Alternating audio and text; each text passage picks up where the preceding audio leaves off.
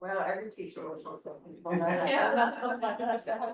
But you know, I have to say, the energy in this room, having all the students there is fantastic, so don't worry about not being quiet, you're very fast in getting going, so thank you. I'd like to welcome everyone, and especially the parents that are here with the students and staff members that are here for this part of the board meeting. As I said, it's really nice to have that kind of energy in the room. I want to start by recognizing and acknowledging the Ponca people, the Songhees of Esquimalt Nation, whose traditional territories we live, we learn, we do our work, and we're meeting on this evening. I'm going to carry the motion to approve the agenda, and then I'm going to do an introduction so you can see who is here at the meeting. And Norm, can we start at the end with you, please? Sure, I'm Norman Isaac, president of QP32 and the painter for the school board. Hi, I'm Carolyn Howe, I'm president of Teachers Association, and special shout out to my former students sitting out there in the gallery and Stevie. I'm Shauna Abbott, president of QP 947 support staff. I'm Katrina Starr, secretary treasurer. And Deb Whitten, superintendent. I'm Sherry Bellin, trustee. Everyone, I'm Tom Arts, Deputy Superintendent. Good evening, Sean Howell, Associate Superintendent. I'm Vicki Roberts. I am the principal at Lanford Middle School, that was both kids, just saying. And I'm the vice president of the Principals and Vice Principals Association. Cool. Good evening. My name is Dr. Shelley Wilton, and I'm the director for Indigenous Education for us. Annabelle Foster, Songhees Nation Students Class Manager. Thank you. Jeff. Evening, everybody. I'm Jeff Davis, Director of International Education. Evening, David Otis, I'm the Director of Instruction. Good evening, everybody. John McCarthy, another Director of Instruction, all things learning and inclusion. Mike Knudsen, not a Director of Education. Thank you. I'm Marnie, and the director. I am Julie Lutner, I'm the Associate Secretary Treasurer. Thank you. So you've got, we have an audience here, we're your audience pretty soon. Thank you and welcome. I'd like to go to A3, which is approval of the minutes of March 9th, and that is carried, as well as the approval of the minutes of April 8th, 2026, that is carried. And now we go on to district celebrations, which is my favorite part of this board meeting. We have two tonight. The first is Battle of the Books, and I'm going to, Tom, are you doing the introductions? And I wanted to say thank you to the students that are here from Battle of the Books. I attended that Battle of the Books last year, also many, many years ago. It's fantastic. I cannot believe how students remember the fine details in books that they read. When I'm talking to friends about books and they'll ask me, oh, have you read a good book? I can't even remember the title. So really well done. And I love it. I love seeing students that get such joy out of books. So we're looking forward to your presentation, and I'll pass it to Tom Arts for the introduction.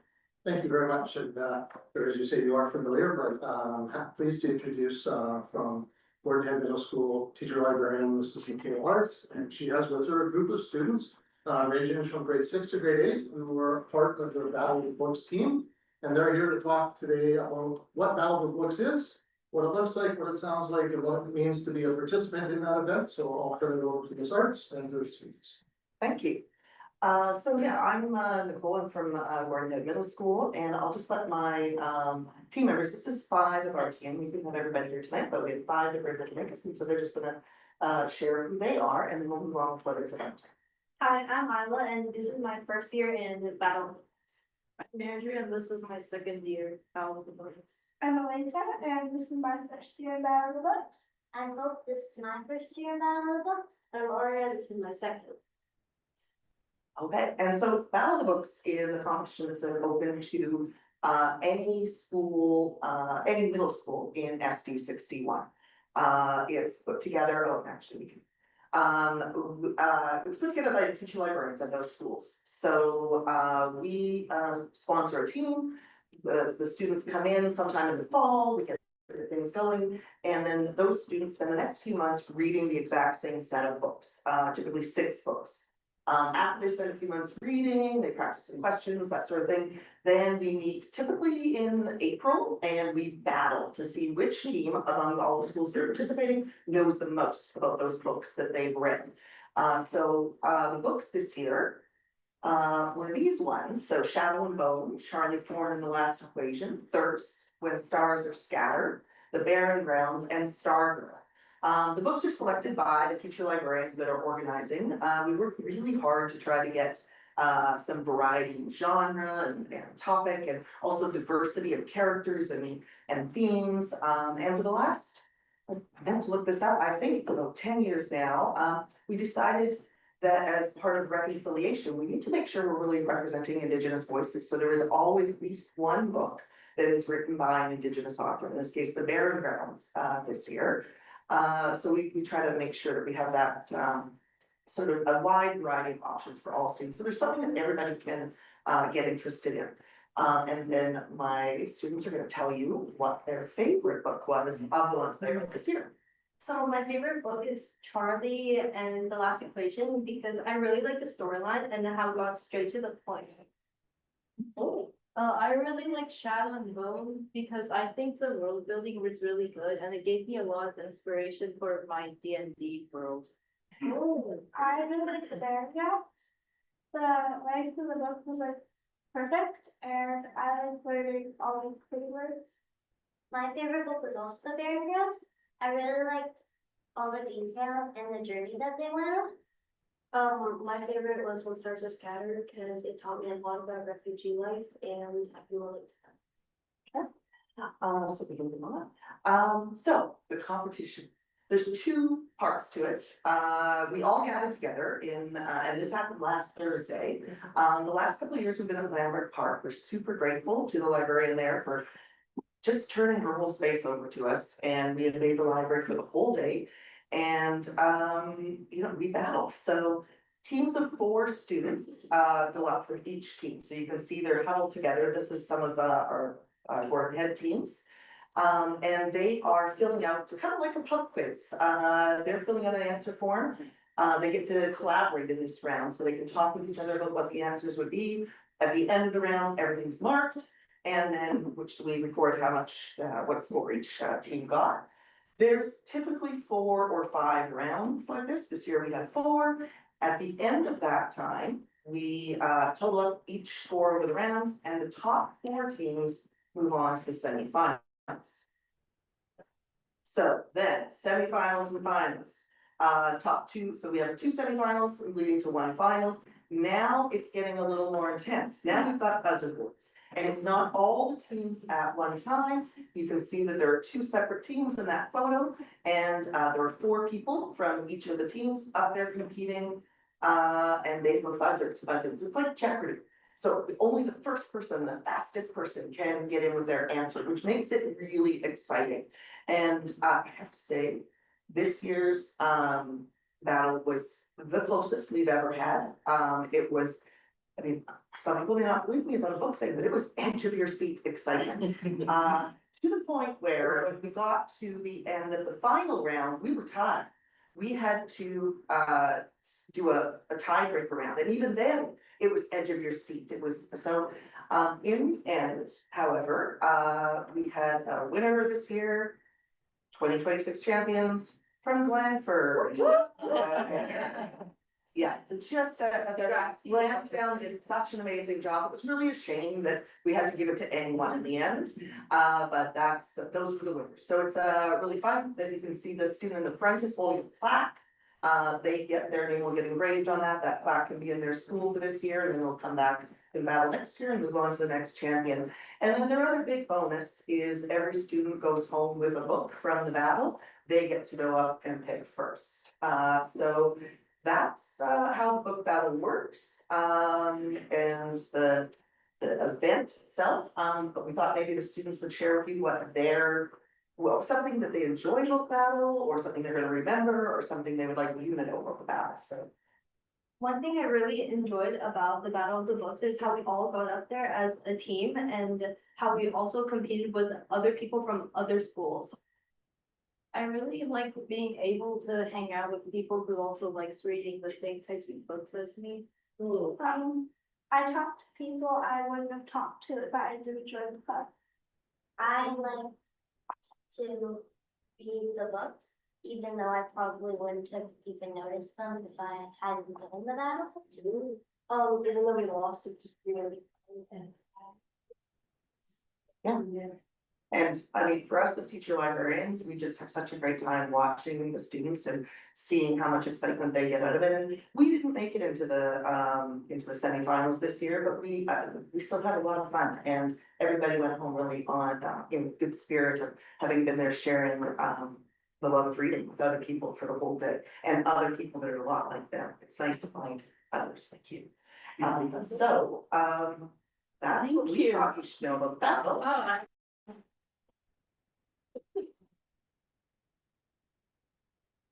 I'm gonna ask you a question. So you read the books that you were assigned to read. Did you find that after you read them, that there's a certain attraction to something that you weren't attracted to before, as far as genre or character development or location, and you went from there to find another book similar? Would you say yes? Yeah, I would say so.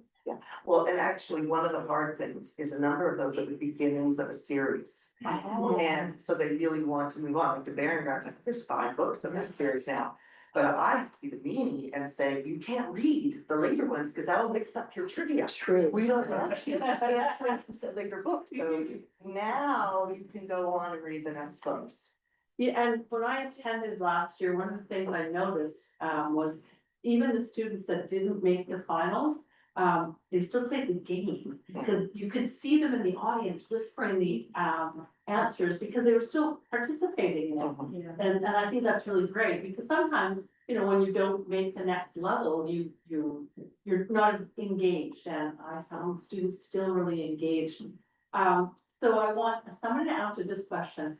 If someone said to you, I don't really read a lot, should I go and battle the books? What kinds of things would you say to encourage them? Like, it's not just about books, it's also just like a really fun club, and there's a lot of great people there.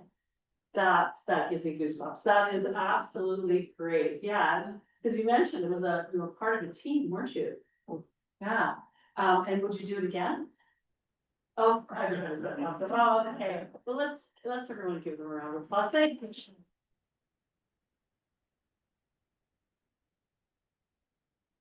Thank you. We have another district celebration, and I think it's really good to have middle school students here, because you're going to be listening to what some high school students have done. So, and they have a pretty amazing project to talk about as well. And I think our superintendent's going to give the introduction. Well, very proud and pleased to have members of the 3rd annual wellness fair. We've had it 3 years, and started with somewhat smaller community wellness fair. It has grown to the point at which we have returning graduates who come back to help. We also have future graduates who are here today to learn, and they will be hosting it in the future. So if you look at multiple years of planning and multiple iterations, it is a fantastic event that has happened at Vic High, and we're very thankful for the students and also the staff.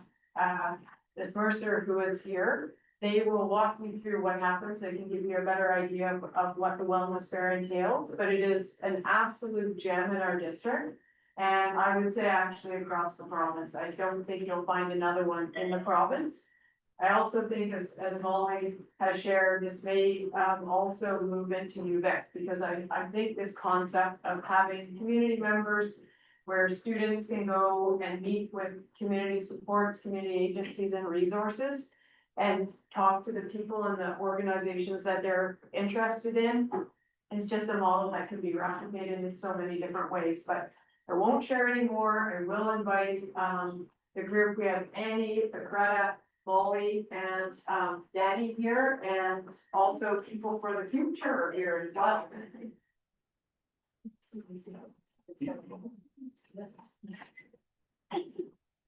Okay, hi everyone, my name is Laprada, I'm Molly. I'm Annie. I'm Myra. I'm Pia. And I'm Nan. Yeah, and so, this year we hosted the third annual wellness fair. I planned it with Annie, and Molly was the one that first founded the wellness fair 3 years ago. She mentored us last year, we were able to help with the planning and just the execution of the event, and this year Annie and I took over. We also have our future leadership students that will be taking over next year, as we will be graduating as well. But yeah, just. Yeah, so I started the wellness fair back when I was a district rep, in grade 11, started yet in grade 10. And so it's been like a huge passion project and a huge part of my high school experience. I ran it 2 years in a row and then mentored these guys when we did the third year. It's amazing watching see something grow, like the ripple effect that it's had, and to know that students are coming to this fair and maybe one student will leave feeling a little bit better, or even one of their friends, they can go help now because they learned about a resource that they didn't even know that their friend might have needed, but they have the pamphlet now and they can go give it to their students, and it can really create a bigger change than the one day. I also want to expand it, so like UVic, any like community days, I would love to do it more. And like with the grant from the district, the mental health grant, we were able to do this event 3 years in a row, and it's so important to continue doing this and continuing having the funding to do it. So at the event, we have 30 organizations kind of set up like a career fair, and then we have over 1,000 students coming in from all 7 high schools and 1 middle school across the district. We created, like we provide food for all the organizations, we did gift bags in collaboration with Anti-Collective. We have tons of banners now for the wellness fair. We bought one this year. It's really cool to get to design them in collaboration with Kelsey and the district. Just like incorporating all areas of wellness.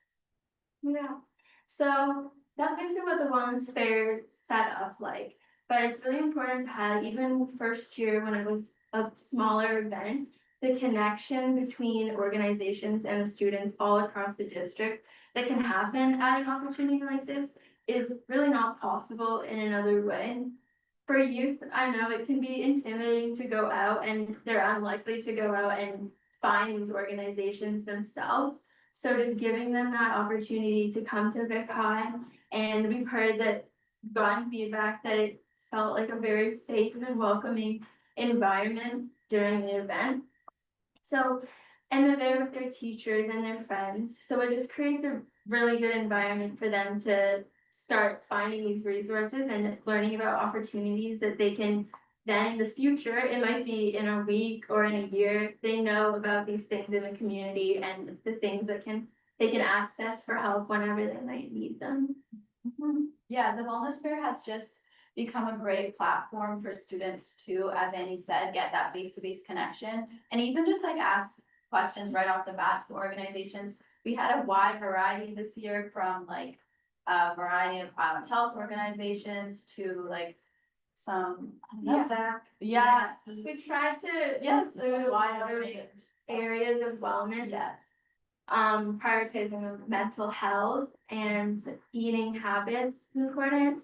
We also have some more specifically Indigenous focused resources that are available in the community, and many different branches of Island Health and other like medical helping organizations that I've learned myself. They have a lot of like resources that you might not think you need in a moment, but you never know what could happen, and knowing that those are available at Island Health or at different places to find is important to keep in your back pocket. Yeah, and just talking. Yeah, I just wanna say, they're very humble, they're not gonna speak for themselves, but it is such a challenging thing to organize an event like this. I just wanna say it's a fully student organized event. I'm there to support in the background, but they're really taking on the planning, the organization, reaching out to all the organizations, like really carrying out all of that work is so difficult to do. So I just want to congratulate you and celebrate you for stepping up to continue that in the future. I just think We should have fun. Really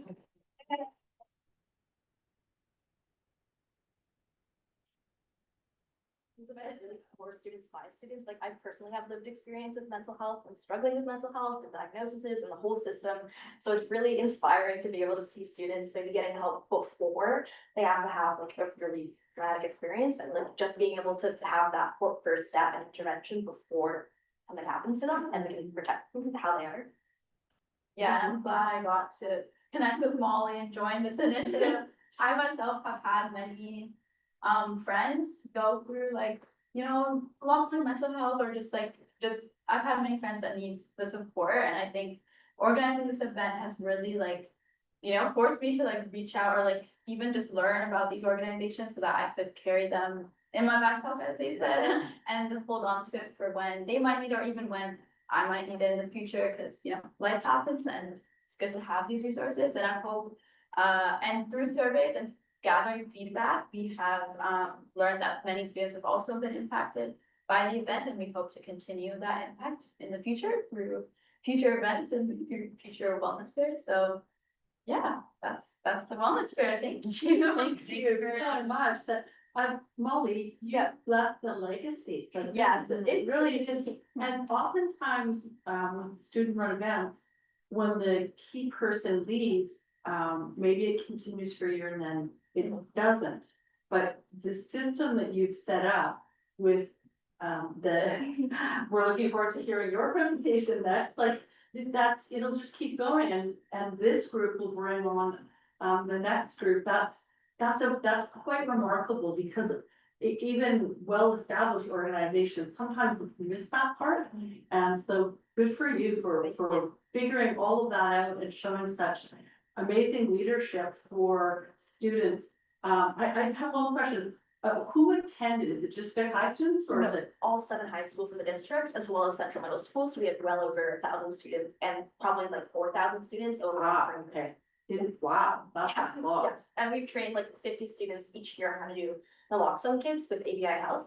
So we're actually like putting it into place, the mental health support, so it's not going to go stable right after. Yeah, good. And having Central there, that's the next step of that legacy moving up into Victoria High School.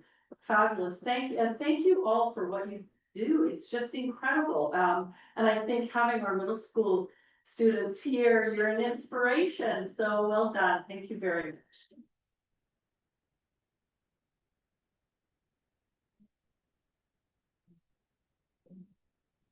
Well, those are great celebrations. And I'm going to just take a pause here. We're moving on with the rest of the agenda. Please do not feel you have to stay. This is a great time to, if you need to slip out or get home and do some homework, now's the time. For sure. Thank you so much for coming. Thank you.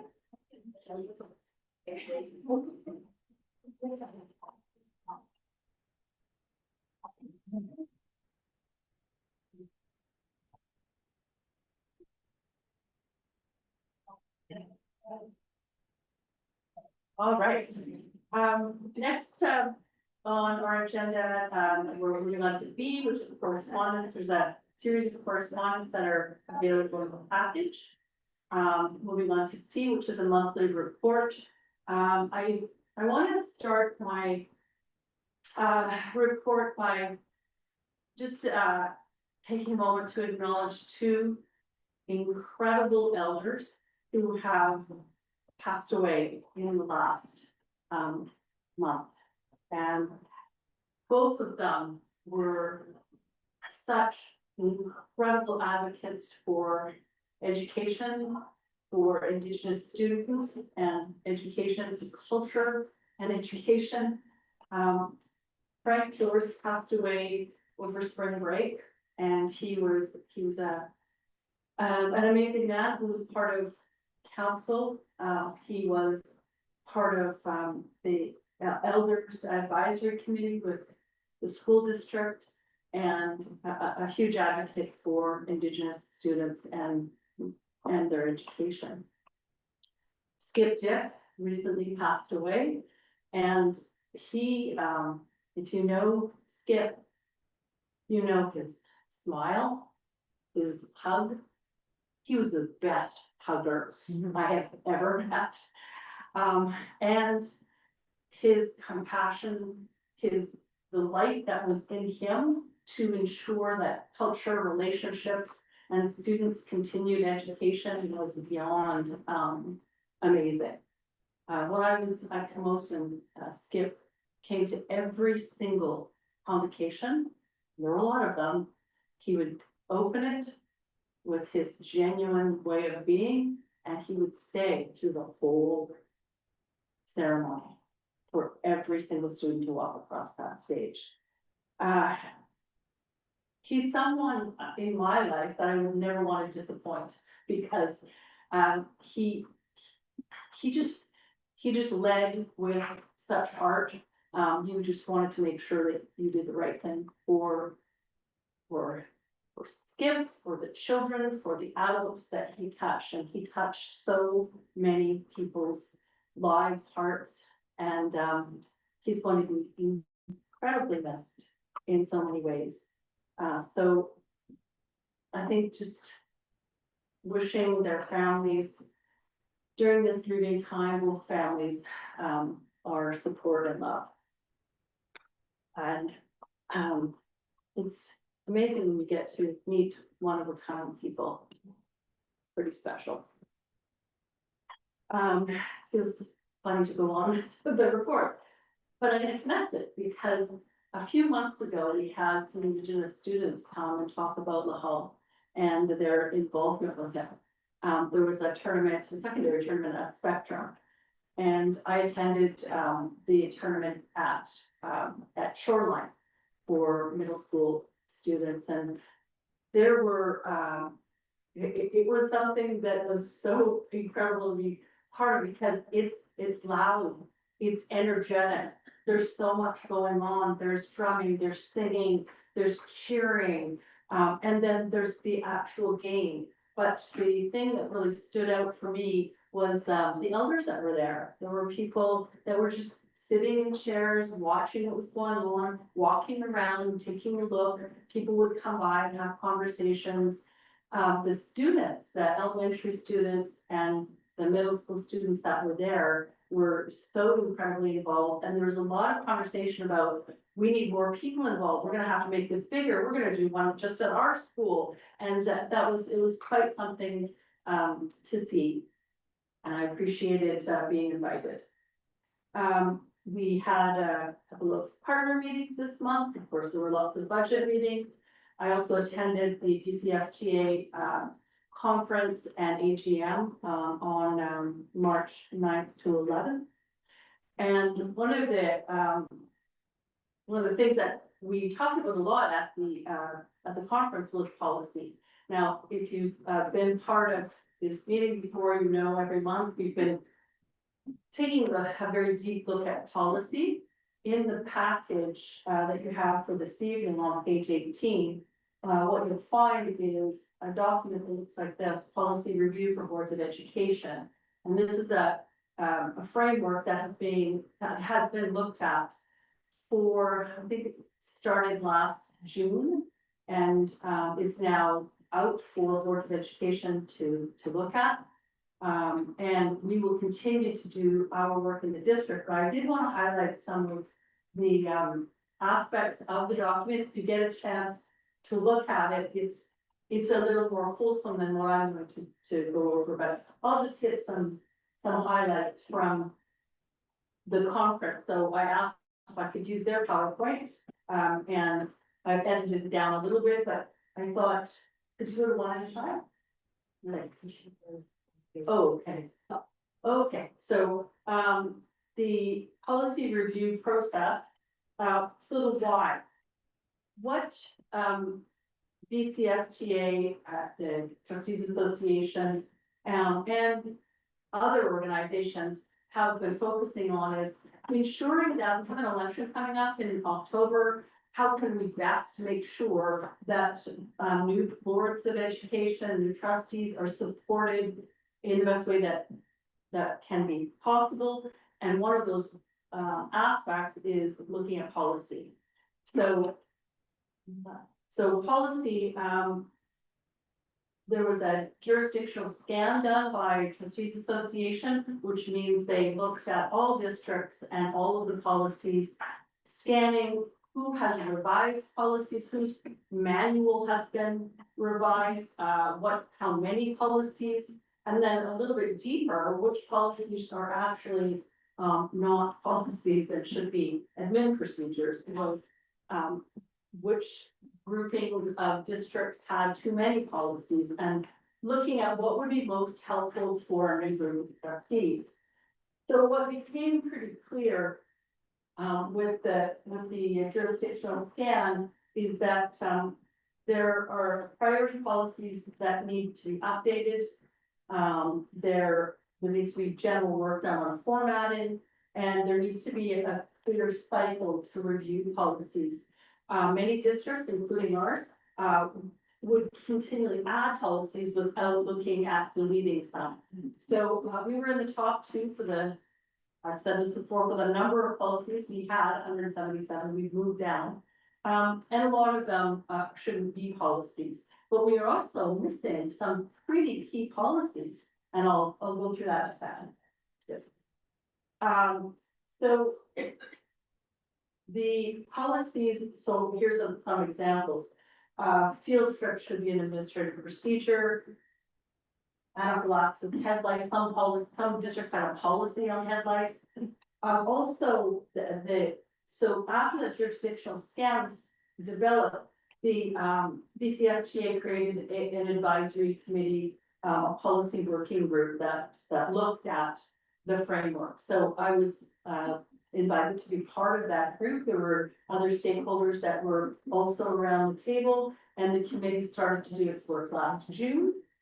And from there, we looked at some areas that, yes, head lice should not be a policy, but what are some other places that need to change? And one of them was ministerial orders. We had a couple of members of the ministry staff attending, and when something new comes out, oftentimes government will say, through a ministerial order, you must have a policy on X or Y. And what they really mean is you have to have a procedure, not really a policy. So with lots of conversations with the government, how are we going to change that language? And so they're going to actually change their language when they put out ministerial orders to say you can create a procedure or a policy. So it gives some flexibility for boards to do that. The guiding booklet I've already mentioned. Now in the booklet, there's a graphic down at the bottom, and there's a number of graphics within the document that talk about what is the policy, what is an administrative procedure. And when you look at what is the policy, it's the big picture. It's the why or the what. The admin procedure is the how. So sometimes you may have a policy about, if you look at the example below, the policy states that the principles and expectations guiding how a school district will be governed or operates. So that's the big picture, but the administrative procedure might have detailed rules and guidelines for certain things. And so there's some really good examples within the document about how that works, or there may be something around privacy and detailed administrative procedures around privacy would say use of electronic equipment and so on. So that the big picture, the why compared to the how, that's a big part of the framework. And thank you. And then there's also bylaws. So what's the difference between a policy and a bylaw? The bylaw is the type of policy with a higher level of process attached to it. In our district right now, we have some bylaws that should be policies, and we actually have a policy that should be a bylaw. But looking at what the two types are, standing or procedural bylaws, they're for certain matters like indemnification and appeals. Operational bylaws are bylaws that are part of budgeting or land. So determining those two aspects of bylaws and what it's just, again, it's just a higher level. Bylaw requires 3 readings, policy does not. So, and then in the actual document, there's definitions and you'll see purpose and whose authority and some examples. The piece that is, I think, the most important part of the document is looking at role aligned leadership. So what does that actually mean? So when you're making a decision where something should lie, is it policy or admin procedure? There's a matrix, there's some questions to be asked, but looking at role aligned leadership and what that actually means is incredibly important. So there's distinction between what is the role of the superintendent, what is the role of the board, what is the role of the board chair and vice chair. So everything is really clear. And so what has come out of this is a real desire for school boards across the country, across the province, across the province, to ensure that their policies and admin procedures are aligned with the notion of role aligned leadership. And so, just go to the last part. So what are we going to be doing in our district? Well, every board meeting for quite a long time, we've been looking at policies, but we've mostly been looking at ones that are old, ones that need to be deleted. Everybody kind of got a chuckle when we saw one that was older than our superintendent, and nobody knew what it meant. But that's an easy part of the work. And so I think what we're going to be getting into now with the partners group is looking at, all right, where are because in the document it says here are the top 10 you need. And actually some of those we don't have. Here are the next 10 that you need. So we've got 20 policies. So we'll be looking at what are the ones that we don't have? What are the ones that we do have and that are still pretty good, maybe just need a little bit of editing. And then where are the really good exemplars? So one of the things that I did while I was at the conference is had a lot of conversations with board chairs from other districts, and many districts have already done that work, the policies, and they have a nice neat package of them. You'll see some exemplars in that package that is in the packet. The other districts are kind of working their way through, but what the advantage of coming behind a few other districts is some of the work has already been done. And the good thing is it's been checked legally, it's been checked as far as language updates. So we're looking at trying to not reinvent the wheel, but still hold district autonomy and the flavor of things. So a good example would be, we have a number of their bylaws, they will be a policy about how a board meeting runs. But they're in 6 different places, so putting that together, but keeping what was here, because what happens in Victoria is quite different than what happens in Vancouver. So that would be a good example of, making sure we keep what is important in Victoria and just make it more succinct so that when a new board comes in, everything's laid out in one policy. Another example would be looking at what Surrey's done. So Surrey is right now in the process of doing exactly what I've explained, and their entire manual is now online for feedback.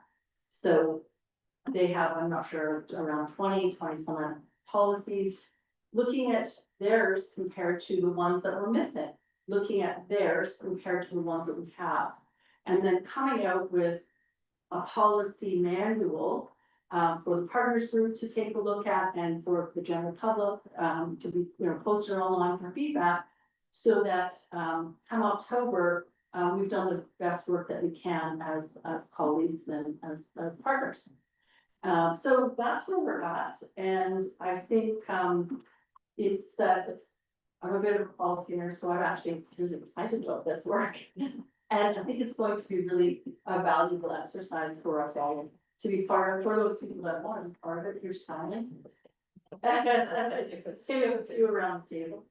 So that's kind of concludes my update on where we are with policy, and those people around the table that are part of the partners group will be looking at that at May, and adding a June meeting too for those that can come to make sure that we stay on top of this work.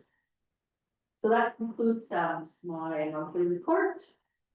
And I will go to district leadership team report.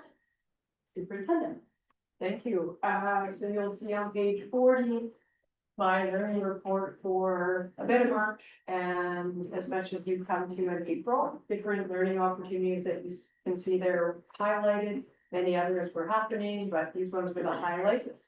And as I like to do more than anything is around the gratitude pieces. These events and learning opportunities do not happen without support, both by students, as we saw here today, and by staff. And to highlight a few, many thanks to the Indigenous Education Department and Shoreline for planning and hosting the first junior Bahal tournament. Again, as official trustee outlined and shared, it is a special event and one that secondary has offered in the past. Bringing it into a middle school is also incredibly important and valuable for students at that school to see and witness, and also other students from other schools to come in and be part of. And it's a community event and it's so much learning and also so much organization and celebration. So thank you to those staff members at the district and at the school for doing that. Also, again, thank you to Andy and Frada for their work and Molly on the wellness resource fair. Having been to them, they're incredible student-led events. And just they thought of every detail, and they are in with busing students from secondary schools, in with organizing the walk for classes in grade 8 from Central, into, as Molly shared, the thank you bags, the food that's provided, the extra gifts, and just being really thoughtful with the organizations that are invited to come and attend, and listening to student voice about what different organizations and resources should be available. So also with the school having that many students go through their school in one day, that's a lot. So I know staff at Vic High have a lot to participate in, and Vice Principal Mercier does a lot, even though she was humbled this evening. She does a lot to put that together, as does Kelsey Moore, communication specialist. So as a whole team, it certainly comes across as a very successful and looks organized, and behind that are all the people doing the work. So it's again, great future opportunities too. And lastly, Battle of the Books, and Associate Superintendent Powell and I had the opportunity to go to this one at Lambert Park. Again, Lambert Park opening up their school to allow for students in there. And they didn't talk about how competitive it is. It is competitive, and it's a lovely environment where even if it is competitive, everyone is supporting too. So it blows my mind away, because I have the same feeling when I can barely remember the title and they can remember the superpower of the individual in the book, and the middle name of the individual in the book. So it's very, very impressive, and teams they're some big teams and then some smaller teams. So it's very inclusive as well. So that was a great event, and doesn't happen without staff supporting it. So the teachers that are all there supporting their students, and not just for that day, but as Ms. Arts spoke about all the way back to the fall of putting the books together and having the meetings and the clubs and everything else that leads to that fun competition. So again, thank you to the staff there. That is my report for April. Thank you. I've got a question about the Esquimalt High School robotics qualifies for world championships. That sounds pretty impressive. Can you tell me more about that? Yeah, I'm over passing over to Deputy Superintendent. He supports. Oh, you do? Yeah. Yeah, you're right, really exciting. So the Esquimalt robotics team is qualified for the Worlds, and they're off to that competition here at the end of April, beginning of May. So we've actually asked for them to come back to the May board meeting to share how their experience went, and if we're lucky, we'll maybe see a robot or two here showing what they do. Yeah, they're busy planning, fundraising, organizing, and getting ready to go. Do you know when it is or where it is? Yeah, it's, I believe it's the 27th to the 3rd, don't quote me on the dates, it goes the end of April to beginning of May, overlaps the months, and, it is in Houston. Oh, wow, Yeah, that's incredible. yeah, it is, it's really. Yeah, I love to hear what they have to say. Yeah. Thank you. All right, thank you. Moving on to, E1B, which is, deputy superintendent again. Yeah. Thanks, so you'll find, my memo on page 43 and 44 of the backup.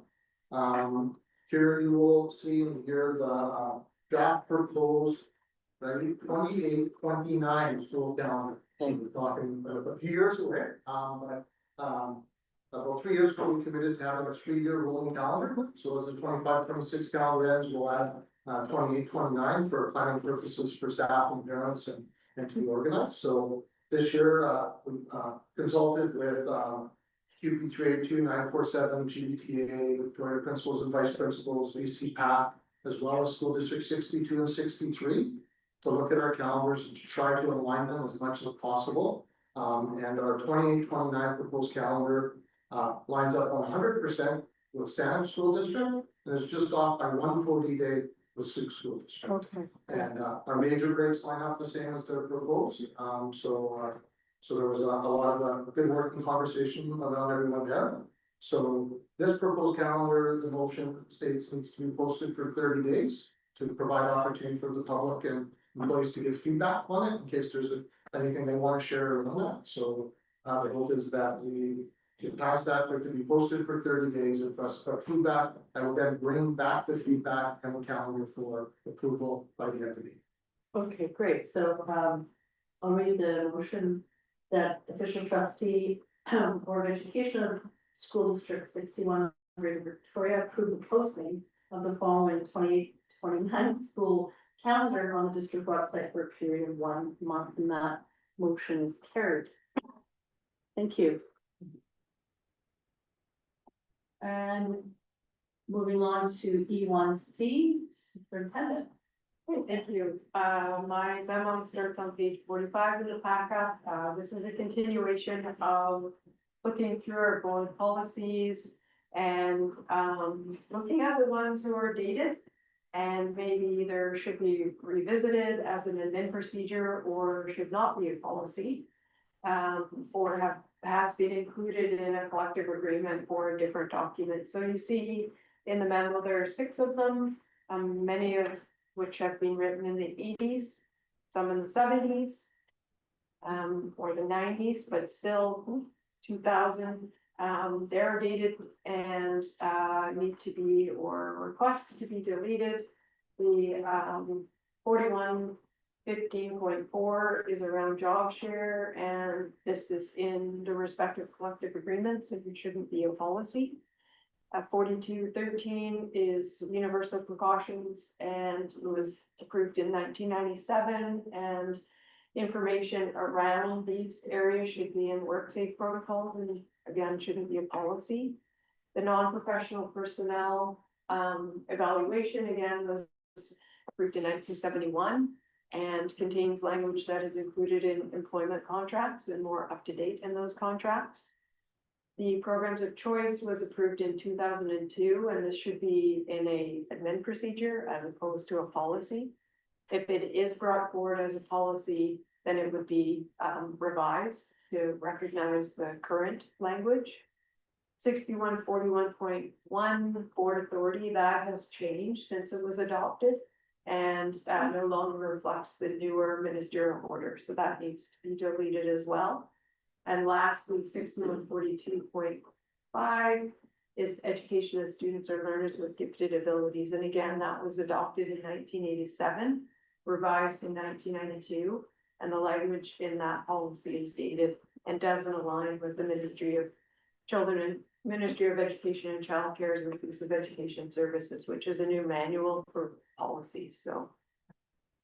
Okay, thank you. Before I go to the motion, I'll go to the table to see if there are any questions, comments.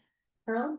Yeah, I would just like to comment that I actually don't agree that 4115.4 encapsulated totally in the collective agreements. I think that this is, although I totally agree that it's completely outdated language in here. I think that this is a value, expression of value, values, which is what we saw in the criteria. Values are appropriate board policies, because I think this talks about how the collective agreement, particularly in terms of, leaves, personal leaves, could be, supported. So we have language in our collective agreement that people can apply for personal leaves and the superintendent may grant them. And so this kind of policy, I think, would let the superintendent know that we do encourage you to grant these leaves that are may grant leaves in our collective agreement. I think that this particular policy from 1983 is very interesting to me because it just speaks to some things that actually are missing in our district right now. One is mentorship.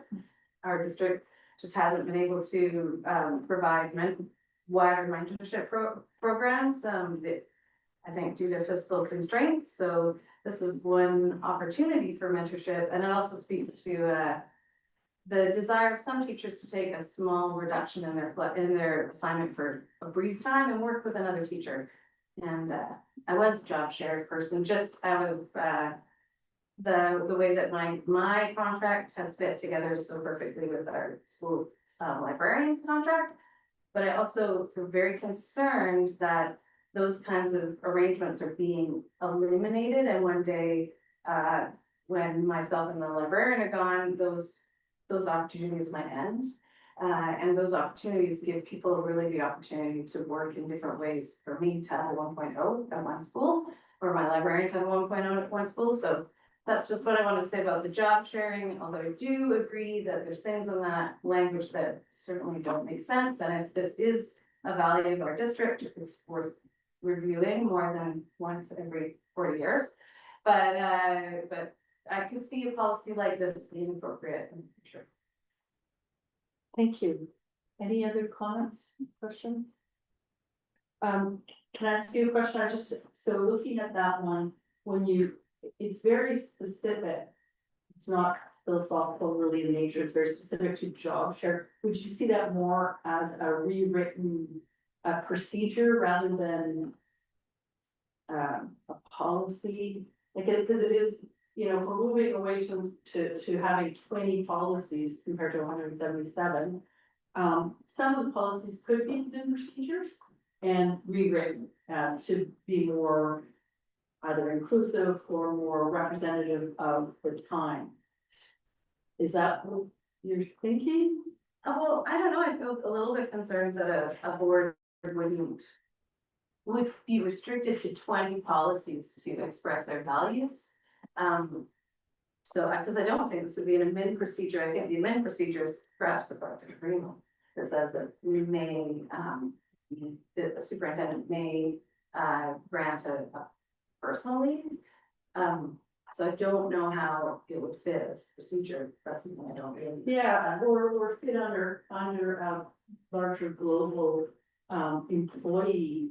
I don't even know what it would be, but one that would fit all employee groups in the same way, rather than just very specific to a job share for teachers. But one of the examples that we were looking at is, that we have a privacy policy, but there's a bunch of admin procedures that follow that philosophical statement that we want to protect people's privacy. Could this fit into something in your opinion? And I'd love to hear from our other three employee groups. It's just, could it be under something larger around? I'm not even sure what we would call it and have it as a subset of that.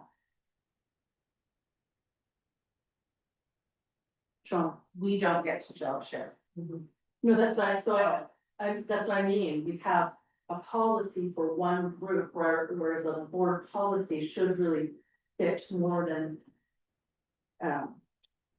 teacher job share. I know where you're going, Carolyn, and I don't want to dismiss it. I understand it. So I'm just trying to figure out how we can do that and keep what you're asking for as far as options and respect and that. So before I go to Norm, maybe what we could do is just pause on this one and see if when we get a little bit further along, where's something that, like that could fit a little bit better? Okay, Norm, do you have anything you want to? No. I was just wondering, I think I see where you're going, and I wonder, I don't know, it's off the top of my head, but I wonder if it's maybe more about a philosophical perspective of what we value in hiring and creating jobs, less about job share, but I'm looking at that first line about maintaining innovative and flexible procedures, so it's sort of looking at a philosophical statement about how we look at the global part of creating positions and having positions versus just about job share. I don't know. Okay. But Thank you.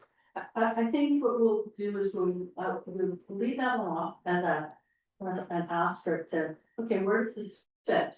You know, so that that sentiment can be there. That's all of the comments. I think what I do is just amend the motion and strike for now the policy 4115.4 job share, and then leave that one off and then move on with the rest of the deletions, and because we have lots more conversation to be had about how this is gonna look. And I'll read the motion at Chris Trustee of Board of Education, School District 61, Greater Victoria, approve the deletion of the following board policies: 4213, 4301, 6120.1, 614.1, 612.05. And that is carried, and we'll leave the other one for, we'll bring that up to see where it fits, Carolyn, at another point. thanks, I appreciate the chance to chat more about it. Really do. Thank you. All right, moving on to E2 is the Secretary Treasurer's report.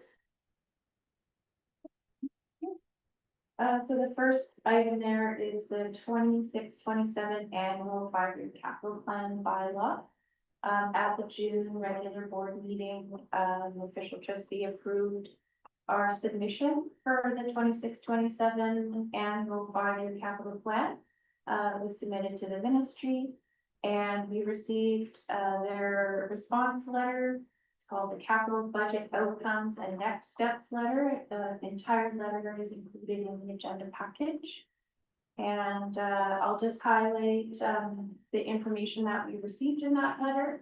So as to major capital projects, there are no new major capital projects that were supported for 26-27. We had previously received support for Sundance Bank Elementary, and that project is noted as still being with the ministry for funding approval decision. So we have not heard anything further on that. Sorry, do you know when we'll hear about Sundance Bank? Okay. Okay, no, thanks, I thought maybe they'd give you a approximate date or a month or, no. No, we actually probably received a yes or no in this letter, but it's still Okay, determined. thank you. And then moving on to minor capital projects, we've been advised that there are no new playground projects that will be supported for 26-27. But there were several other projects that were approved under the school enhancement program, or STEP. We received $750,000 in funding for the final phase of the replacement of their slate roof, tiles and terracotta ridge caps and finials. We also received approval $700,000 for Vic High for their woodshop dust collector to upgrade that. And it's noted as central middle there, but it's actually various school sites to replace sprinkler heads for $200,000. And then under the carbon neutral capital program, Torquay Elementary, $500,000 there, and that's replacing 6 of their air handling units. And then lastly, under the food infrastructure program, this one also shows Colquitt-Smithville, but it's actually various sites that are noted. Colquitt, Northridge, Blandford, Reynolds, S.J. Burnside, Squamma, all for kitchen expansions in support of the Feeding Future Food program. That's 188,000 combined.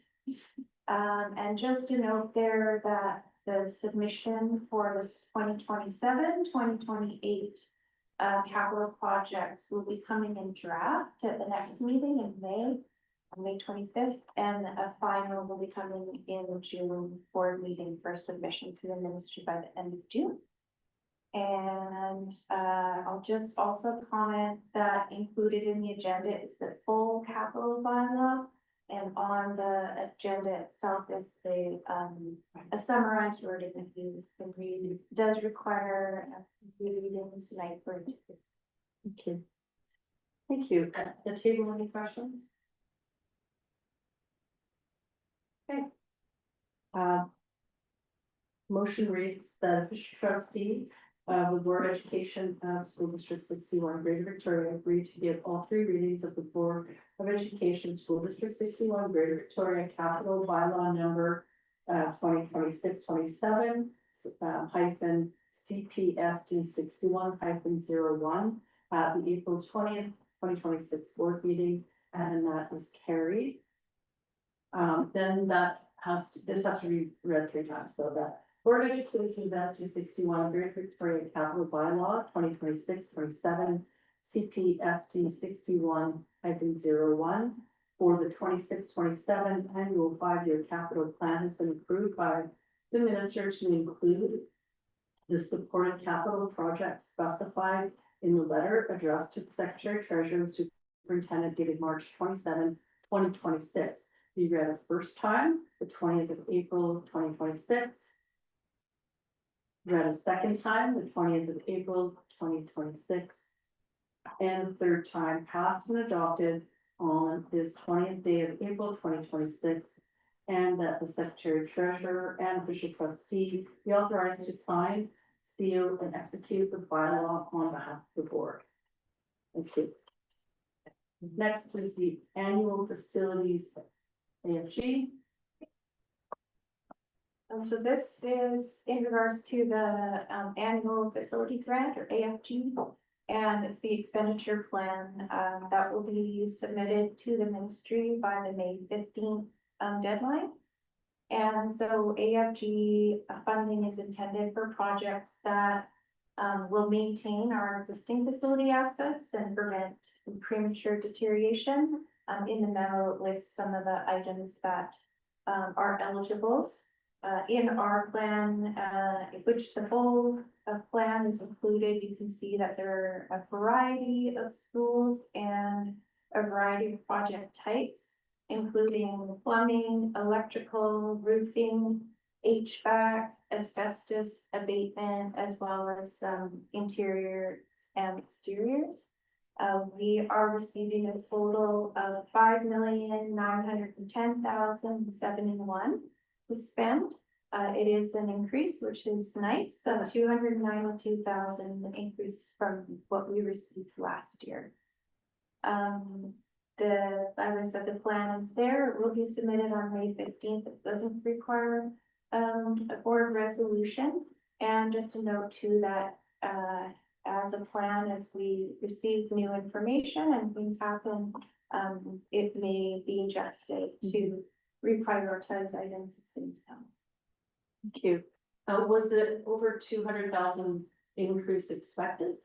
Yeah, they did give us a heads up a few months ago that it might be a couple $100,000 more. But what do you think that increase was across the board, across the province? Yeah, there was an increase. Okay, all right, thank you. Okay, that's the capital bylaw. And then the moving on, any questions? No question, didn't see anyone move Okay. the box, any questions? Thank you. G is public disclosure of income items and that is in the package.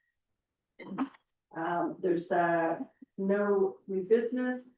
So that takes us to 5, which is kind of to adjourn in this very warm room. It's also really warm here. Thank you all for coming, and thank you to those that are watching this online or watching this later at a future date.